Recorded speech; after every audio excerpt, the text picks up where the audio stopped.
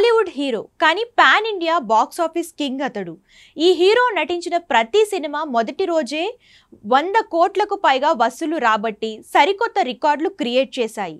Celebrity family నుంచి నటుడిగా అడుగుపెట్టి ఇప్పుడు తనకంటూ స్పెషల్ ఇమేజ్ క్రియేట్ చేసుకున్నాడు. ఇక హీరోగా కాకుండా నిజ జీవితంలోనూ ఈ హీరోను ఆయన వ్యక్తిత్వాన్ని ఆరాధించేవారు చాలామంది ఉన్నారు. ఇప్పటి వరకు కేవలం 7 సినిమాలతోనే 5,300 కోట్లకు పైగా వసూలు రాబట్టి ఇండియన్ ఫిలిం హిస్టరీలోనే సరికొత్త రికార్డ్ క్రియేట్ చేశారు. కొన్నాళ్లుగా అతడు నటించిన ప్రతి సినిమా 1000 కోట్లకు పైగా కలెక్షన్స్లు రాబట్టాయి. ఆ హీరో సినిమా విడుదలకు ముందే ఓ రేంజ్ హైప్ నెలకొంటుంది. అభిమానులే కాదు, సినీ ప్రముఖులు సైతం ఆ సినిమాల కోసం వెయిట్ చేస్తూ ఉంటారు. ప్రస్తుతం చేతిలో 1/2 డజన్కు పైగా చిత్రాలతో క్షణం తీరిక లేకుండా గడుపుతున్నారు. గత 9 ఏళ్లలో కేవలం 7 సినిమాల్లోనే నటించాడు. కానీ అతని సినిమాలు బాక్స్ ఆఫీస్ వద్ద 5,300 కోట్లు వసూలు చేశాయి.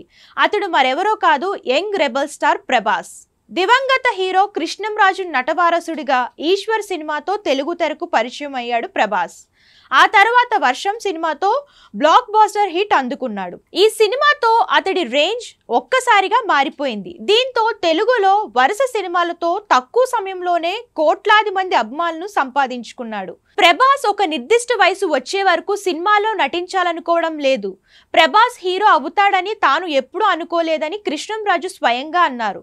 ప్రభాస్ తన కుటుంబ కార్యక్రమాల్లో అద్భుతంగా డాన్స్ చేసిన తరువాత తన పెద్దనాన్నను నేరుగా నేను డాన్స్ చేస్తానా, హీరో అవుతానా అని అడిగారట. ఆ తర్వాత తాను సినిమాలోకి రావాలనుకుంటున్నట్లు కృష్ణంరాజుతో చెప్పారట ప్రభాస్. దీంతో వెంటనే కృష్ణంరాజు ప్రభాస్ ను సత్యనంద్ నటనా పాఠశాలలో చేర్పించాడు. అక్కడ నట శిక్షణ పొందిన తరువాత ప్రభాస్ ఈశ్వర్ చిత్రంలో హీరోగా మారాడు. 2015లో రాజమౌళి తెరకెక్కించిన బాహుబలి సినిమాతో పాన్ ఇండియా హీరోగా మారాడు ప్రభాస్. ప్రస్తుతం వరుస సినిమాలతో ప్రపంచవ్యాప్తంగా గుర్తింపు తెచ్చుకున్నాడు. గత 9 ఏళ్లలో ప్రభాస్ మొత్తం 7 సినిమాల్లో నటించాడు. ఈ చిత్రాలన్నీ దాదాపు 5,300 కోట్లకు పైగా వసూలు రాబట్టాయి. భారతీయ సినిమాల్లో ఈ ఘనత సాధించిన ఏకైక హీరో ప్రభాస్. ప్రస్తుతం రాజాసాబ్ చిత్రంలో నటిస్తున్నాడు.